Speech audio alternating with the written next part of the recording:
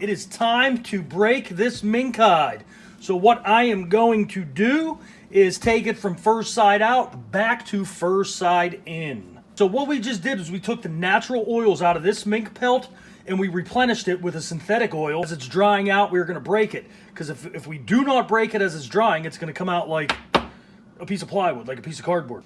This is my tumbler. All it is a 1/2 horsepower cement mixer. What I have in there, these are just like home heating pellets. They're actually for my smoker. They're the pellets for a pellet grill or a pellet smoker. And I also have some Absorball from Napa. It has a harder grit. It does create some dust, but in my opinion, it does a fantastic job. Literally, all that I do is throw it in there,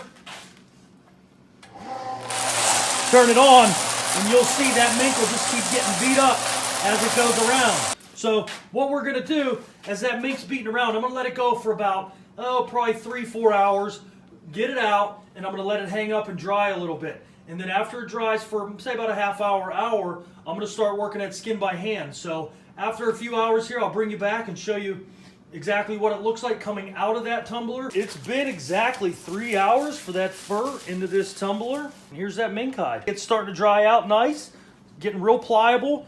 You can see we're getting those strands like a professional tanning job.